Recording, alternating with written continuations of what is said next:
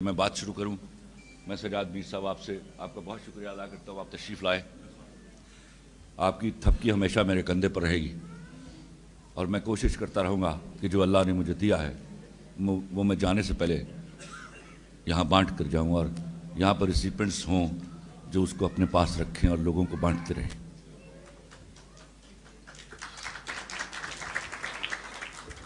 ایک بات ذہن نشین کر لیجئے جس پر بہت سارے گھٹیا ناقدین نے بات کرنے کی کوشش کی. لا الہ الا اللہ محمد رسول اللہ. میں رائٹر نہیں ہوں. میرے پاس صریحاً اللہ کی دین ہے. وہ دیتا ہے اور میں منشی کی طرح لکھتا ہوں.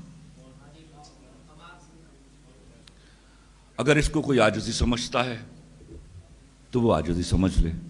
اس کو کوئی میری اوقات سمجھتا ہے تو وہ میری اوقات سمجھ لے.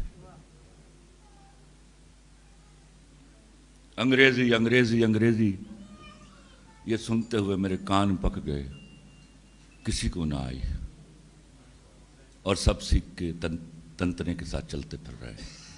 گھر میں ماں پنجابی بولتی ہے, گھر میں ماں سندھی بولتی ہے, گھر میں ماں بلوچی بولتی ہے, گھر میں ماں پشتو بولتی ہے, اور آپ ٹھسے سے انگریزی بول کے بتا رہے ہیں کہ I am somebody who discriminates from you.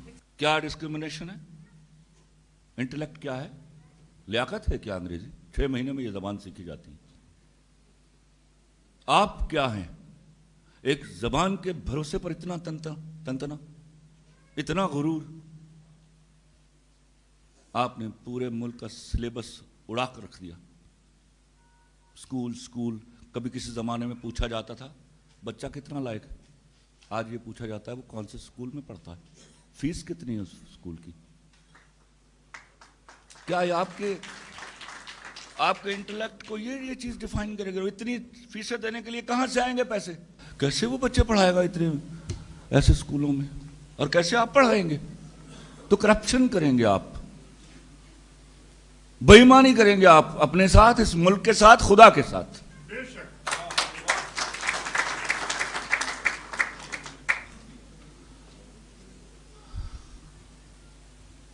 میں کہانیاں نہیں سنانا چاہتا تھا پر میں اس ہپوکریٹ سوسائٹی کو اپنے بچپن سے دیکھ رہا ہوں.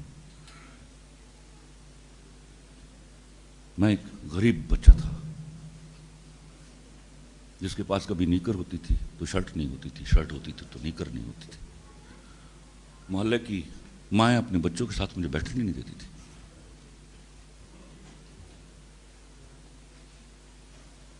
تب 6 سال کا تھا جب گٹر کے ڈھکن بیٹھ کے میں نے سوچا, Khalil ur Rehman Qamar, do you need people?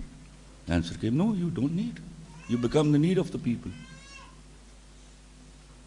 And then thereafter, until now I've been guided by that 6-year-old child.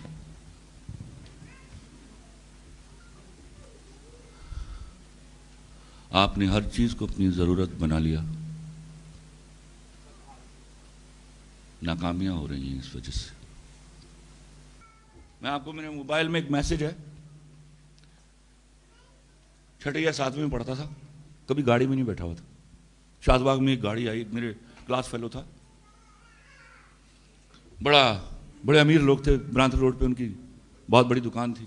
تو باہر نکلا, میرا بھائی گیا ہوا تھا روٹیاں لینے کے. 4 بجے کا وقت تھا اور مجھے بھوک لگی ہوئی تھی, شدت کی بھوک لگی ہوئی تھی. تو آئی واز ویٹنگ فار ہم. ذرا وہ اس طرح کر کے چلتا تھا, لیٹ ہو جاتا تھا. تو اتنے میں گاڑی آ کے رکی. نئی گاڑی میں نے پہلی دفعہ دیکھی شاد باغ میں, نئی گاڑی. آجا بچہ تم سیر کرائیے. لو, میں کھانا بھول گیا, میں گاڑی میں بیٹھ گیا. وہ مجھے لے گئے لبرٹی, شاد باغ سے لبرٹی. وہ برگر کی شاپ تھی, ان دنوں بڑی مشہور تھی, یو نو دا نیم. وہاں ان دونوں بھائیوں نے آگے بیٹھے ہوئے تھے, میرا کلاس فیلو اور اس کا بڑا بھائی. انہوں نے 2 برگر منگوائے اور کھانے شروع کر دیے. برگر میں زندگی میں پہلی دفعہ دیکھ رہا تھا اپنی آنکھوں سے. میں بھوک سے مر رہا ہوں اور وہ برگر کھا رہے ہیں. پھر بڑے بھائی کو اچانک خیال آیا اور اس نے ایک ٹکڑا توڑ کے کہا, لے کھلے, کھا لے. میں نو, میں کھا کے آیا ہوں. کوئی کھلا نہیں سکتا تھا. I was such an egoistic guy. میری بدقسمتی اس دن یہ تھی کہ مجھے لیبرٹی سے شاد باغ کا راستہ نہیں آتا تھا, ورنہ میں گاڑی سے نکلتا اور پیدل واپس آ جاتا. خیر میں واپس آیا. میں نے اپنے گھر کے دروازے پر داخل ہونے سے پہلے قسم کھائی کہ زندگی میں جب کبھی گاڑی میں بیٹھوں گا تو وہ انشاءاللہ میری اپنی گاڑی ہوگی.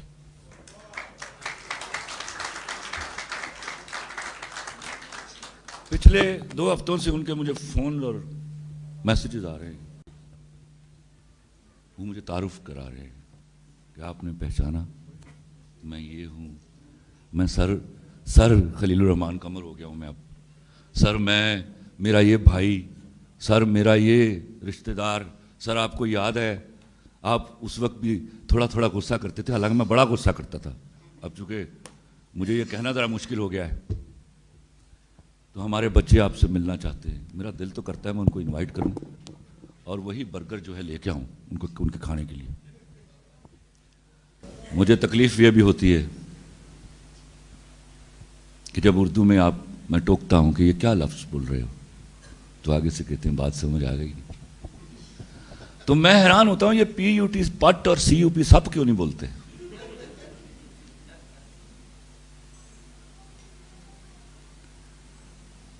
تو میں آتا ہوں واپس, ذرا غصہ کم کروں تاکہ آگے چل سکے. میں آپ کو نظم سناتا ہوں, تھوڑا ماحول ٹھنڈا ہو جائے.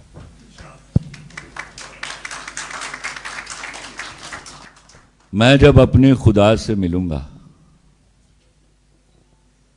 یہ پوچھوں گا, میں جب اپنے خدا سے ملوں گا یہ پوچھوں گا, کن جب پہلی بار کہا تھا کون سا لفظ ایجاد کیا تھا. میں جب اپنے خدا سے ملوں گا نشو آپا یہ پوچھوں گا, کن جب پہلی بار کہا تھا کون سا لفظ ایجاد کیا تھا. دیکھنا اس دن ثابت ہوگا پہلا لفظ محبت ہوگا. مطلب یہ کہ بھولا نہیں ہوں آپا, مطلب یہ کہ بھولا نہیں ہوں, یہ بھی نہیں کہ یاد آتے ہو. مطلب یہ کہ بھولا نہیں ہوں, یہ بھی نہیں کہ یاد آتے ہو. پہلے سب سے پہلے تم تھے, اب تم سب کے بعد آتے ہو.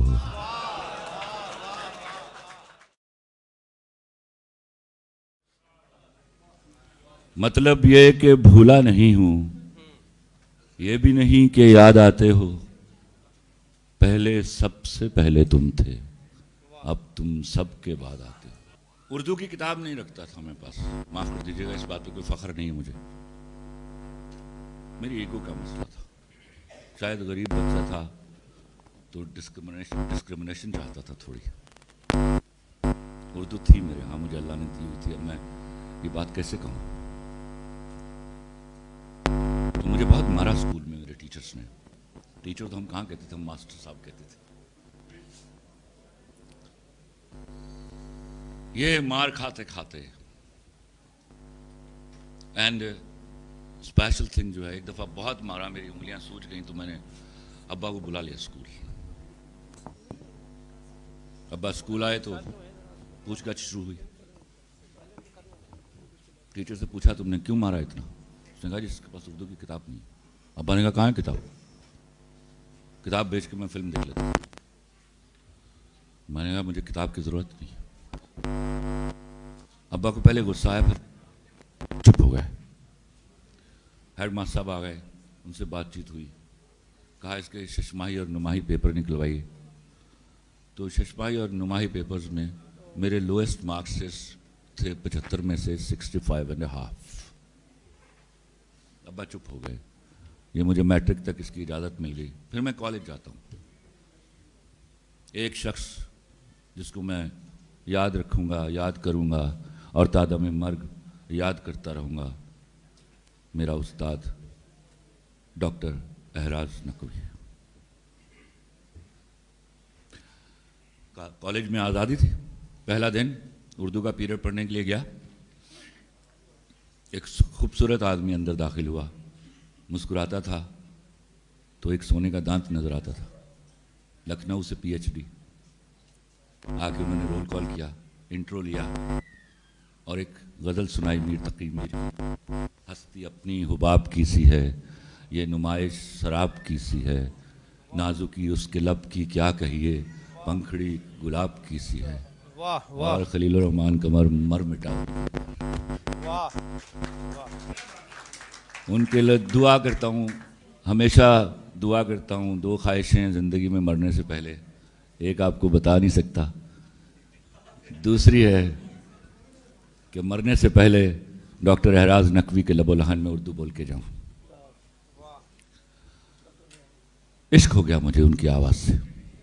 अगले दिन क्लास में पहुँचे, उन्होंने रोल कॉल किया, मुस्कुराए, मुस्कुराते थे तो सोने का दांत दिखाई देता था। कौन है साहब हैं जिनके पास उर्दू की किताब नहीं है? कोई 18-20 लोग खड़े हुए, उनमें मैं भी था। आप बाहर तशरीफ़ ले जाइए। हम बाहर आ गए। ऐसा कभी भी नहीं हुआ कोई टीचर मुझे इंसल्ट करता और मैं दोबारा उनके दर दौलत पर हाज़िरी देता, लेकिन मुझे उस आदमी से प्यार। अगले दिन फिर किस्सा कुता, उनका ये जुमला आहिस्ता आहिस्ता बदल गया। पहले वो कहा करते थे कौन है साहब हैं, फिर उनका जुमला होता था टुक मेरी तरफ देखते थे और कहते थे कौन साहब हैं जिनके पास उर्दू की किताब नहीं है।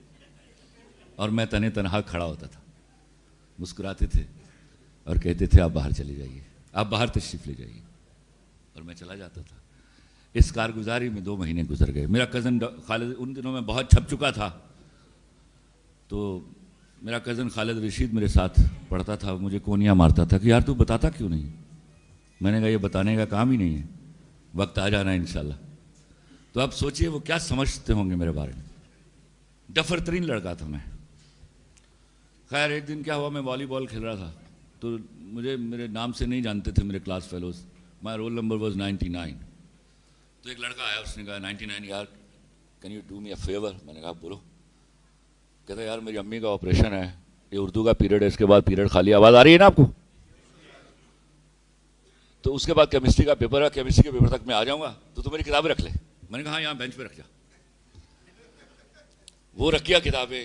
मेरे वॉलीबॉल खेलने के दौरान बेल हो गई पीरियड की, मैंने किताबें उठाई तो उसमें उर्दू की किताब भी थी। हम पहुंचे, रोल कॉल हुआ, फिर उन्होंने बगैर इधर उधर देखे सीधा मेरी तरफ देखा और कहा कौन साहब है जिनके पास उर्दू की किताब नहीं है। तो मैं आपको रिप्रोड्यूस कर रहा हूँ उनके अल्फाज आज। तो मैं खड़ा नहीं हुआ, तो वो हैरान नहीं हो गए, आपके पास किताब है मियां? मैंने कहा जी हाँ। वो क्यों कर?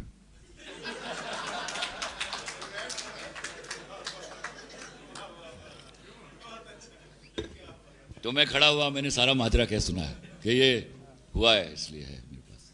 सुभान अल्लाह। तो आज फिर इस खुशी में हम पढ़ाई नहीं करेंगे भाई। 40 मिनट है आपके पास, आप कुछ लिखिए, और जो आप लिखते हैं अगले 45 मिनट में आपका पीरियड खाली है, हमें सुनाइए। तो आप लिखेंगे एक नाकाबिले फरामोश वाक़या। तो मैंने खालिद रशीद की तरफ देखा, मैंने कहा देखा खालिद रशीद, दिन आ गया आज। तो हमने लिखना शुरू किया। अब वो सारी क्लास को छोड़ के बस मेरी तरफ देख रहे हैं कि ये लिख रहा है, इसको आता है लिखना। और चेहरा जो खिला हुआ है, आंखें चमक रही हैं, गाल गुलाबी हैं कि अभी जब ये लिखेगा फिर हम इससे सुनेंगे, और फिर जब ये सुनाएगा वो सुनकर हम इसका वो ठट्ठा उड़ाएंगे कि क्लास जो है वो किश्ते ज़ाफ़रान बन जाएगी। तो मैंने 40 मिनट के बाद पेन रख दिया। तो कहते आप लिख चुके? मैंने कहा जी हाँ। अरे मियाँ शर्म करो, अब तो वो भी लिख चुके हैं। तो चूंकि आपने पहले लिखा है तो मियाँ सुनाइए आपने क्या लिखा है। तो मुझे वो मंजर इस वक्त मेरी आंखों के सामने है। उनका एक चहक थी उनके होंठों पर रखी हुई, मुंह खुला हुआ था, दांत नजर आ रहा था। वो तैयार थे कि अभी ये कुछ सुनाएगा और फिर हम इसके साथ वो करेंगे कि अल्लामान अल्लाफीस। तो मैंने सुनाना शुरू किया। मैं सुना रहा था और उनके होंठ आहिस्ता आहिस्ता भिजते चले जा रहे थे। ان کے گالوں کی لالی غائب ہو گئی اور متانت نے آ کے جگہ لے لی. ان کی آنکھوں کی چمک میں ایک عجیب قسم کی اداسی آئی اور بیچ جب میں درمیان میں پہنچا تو انہوں نے روک دیا مجھے. رک جاؤ مولوی. یہ پہلی دفعہ مولوی کہا انہوں نے مجھے. رک جاؤ مولوی. میں رک گیا تو میں بھی بڑی شان بے نیازی سے دیکھ رہا تھا کہ ڈاکٹر صاحب پنگا غلط جگہ لے لیا. اٹھے میرے پاس آئے, دیکھ رہے ہیں میری طرف, کہتے اپنا سر نیچے کرو. میں نے سر نیچے کیا تو یہاں بوسہ لیا.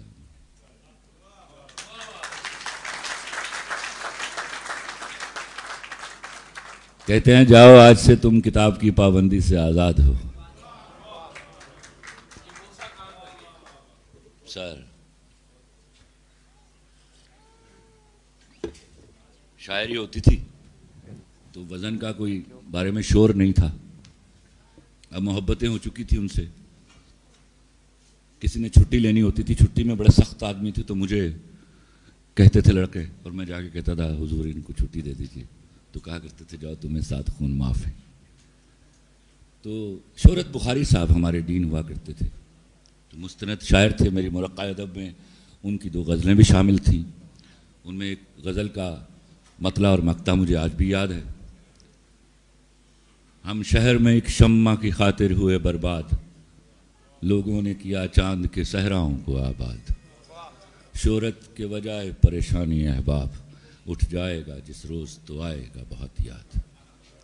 تو ہم نے غزل لی اور پھلانگے بھرتے ہوئے رستے میں ڈاکٹر صاحب دھوپ سینک رہے تھے اپنے کمرے کے باہر, اور میں اوپر چلا گیا تو دخل در معقولات کر دی کیونکہ شمع بیٹھی ہوئی تھی ساتھ.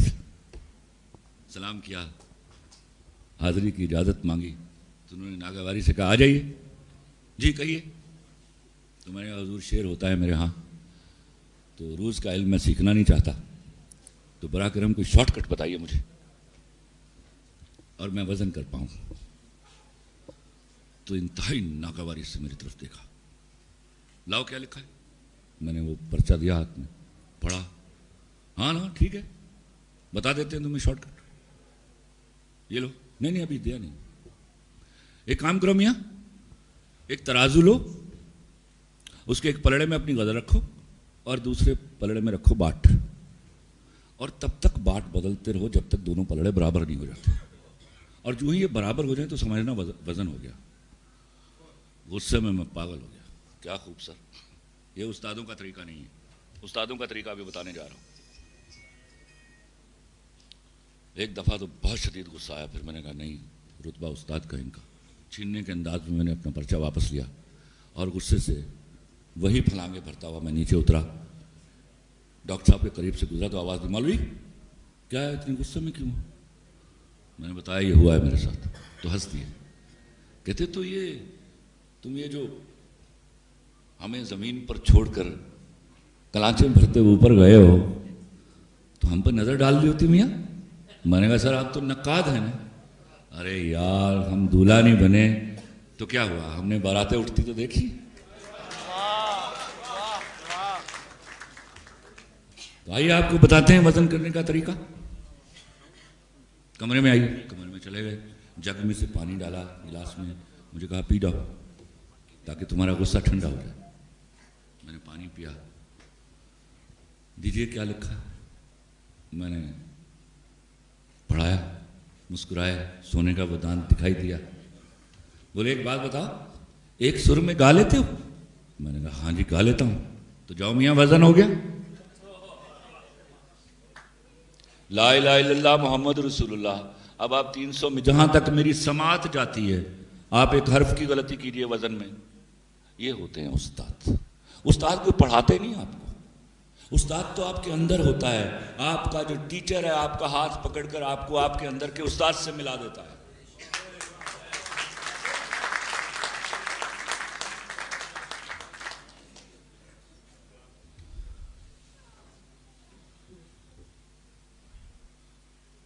ایک جملہ ان کا میں دہائیوں چھپا کر بیٹھا رہا. خدا کرے ایسا ہو. آج میں بتانے لگا ہوں, شاید پچھلے دنوں ان کے بیٹے کا مجھے فون آ گیا اور میں رو پڑا, وہ بھی رو پڑا. میں تو ملا ہی نہیں تھا ان سے. مجھے بعد میں کوئی 15 سال بعد پتہ چلا ڈاکٹر اعراز نقوی صاحب. جب میں سوچتا تھا کہ میں کچھ بن جاؤں گا تو میں ان کے دربار میں حاضری دوں گا, ان کے پیر چھوں گا, تو پتہ چلا ان کو تو انتقال کیے 15 سال ہو گئے. تو مجھے دیکھ کے نا, میں اکثر چلتے ہوئے قریب سے گزرتا تھا تو مسکراتے تھے. اس پر بھی ناقدین کے ساتھ بڑی ہونے والی. تو ایک دن میں نے نا پیار سے پوچھ لیا, میں نے کہا سر اس طرح مسکراتے کیوں مجھے دیکھ کے؟ کہتے مولوی میں جب تمہیں دیکھتا ہوں نا تو میں مورخ کو تاریخ لکھتے ہوئے دیکھتا ہوں. خدا کی قسم یہ فکرہ جملہ میں نے کبھی نہیں بتایا, صرف میرے ابا مرحوم کو معلوم تھا. خدا کرے ایسا ممکن ہو, اور میں جس کام کے لیے دنیا میں آیا ہوں میں کر کے جاؤں. کبھی کبھی مجھے بھی لگتا ہے کچھ ہے جو مجھے دیا گیا ہے, کچھ ہے جو میں نے پرفارم کر کے جانا ہے. یہ میرے پاس تم ہو, یہ پیارے افضل, یہ صدقے تمہارے سب پیچھے رہ گئے. وہ جو یہ تو پرہیپس رستہ ہے جو میری منزل کی طرف جا رہا ہے. منزل کیا ہے اللہ گواہ ہے, میں بھی نہیں جانتا. تو یہ چلتا ہے پھر وہ میرے ساتھ ایک اور بہت بڑا پرابلم تھا. جب لکھتا تھا تو امی ابا سب خلاف تھے. I was a wonderful student, almost topper almost all the times, with few exceptions, a few years. So they were of the view, they used to bank on me, that this guy, if he studies well and prospers well, so he'll be able to bring the family out of the poverty. They were perhaps right that time. But میرے اندر تو وہ معجزہ تھا, ایک طوفان, ایک آمد کا ایک سلسلہ تھا جو نہ تھم ہی نہیں رہا تھا. تو وہ ریئیکٹ کیا میں نے ان کو. پھر بیگم صاحبہ تشریف لائیں تو وہ ان کو 10 سے ضرب دو امی ابا. تو میرے لیے بڑا مشکل ہوا, بڑے مشکل حالات میں میں نے لکھا, چوری چھپے لکھا کرتا تھا. میں نے زندگی میں جو سب سے پہلا جرم کیا تھا وہ لکھنا تھا, جس کی سزا, جس کی پاداش میں کئی دفعہ مجھے تھپڑ پڑے, کئی دفعہ مار پڑی. خیر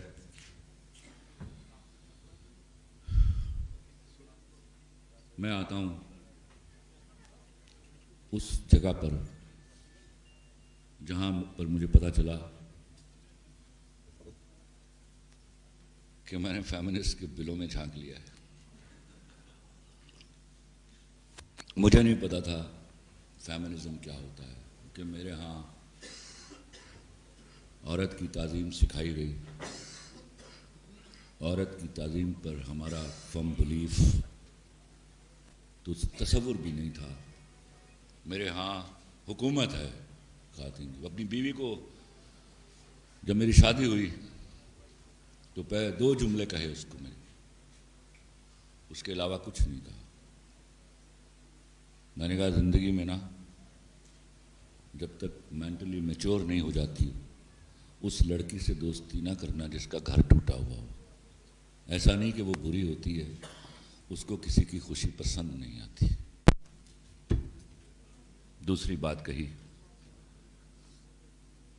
کہ حکومت کرنا مجھ پر, رول آن می, مجھ پر حکومت کرنا, کبھی کبھی غلاموں کی طرح.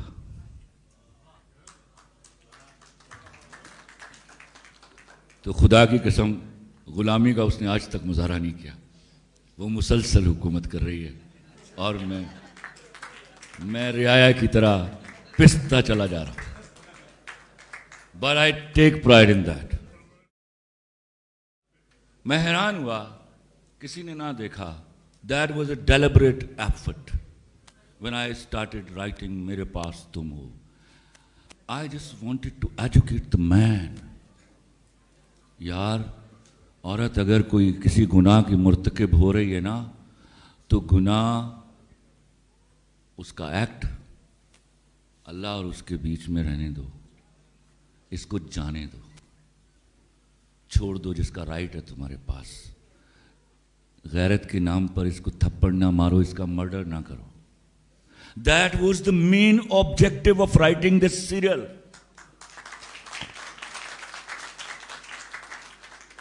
تو آپ دیکھیے 12 ایپیسوڈ وہ عورت گل کھلاتی رہی اور وہ برداشت کرتا رہا.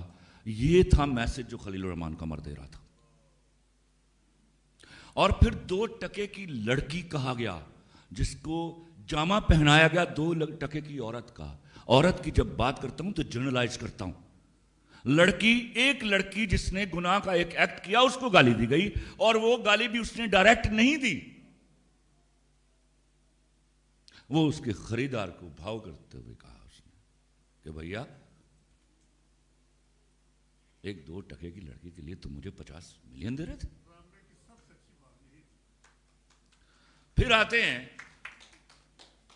پتہ نہیں انہوں نے انیاں دے سکول تو ایم اے کیتا ہے, میں نے 3 لڑکیاں اور بھی ہیں اس میں, وہ کیا عورتیں نہیں تھیں؟ ہیرا مانی was a role model for good women. وہ جو سلمان کی بیوی تھی, she was a working woman. ہیرا مانی was a working woman. یار آپ کو 1 لڑکی رہ گئی, یاد رہ گئی, آپ کو 3 لڑکیاں یاد نہیں رہی. آپ لوگ borrowed economy, borrowed social setup, borrowed books, ہر چیز borrowed پہ زندگی گزارنا چاہتے ہو.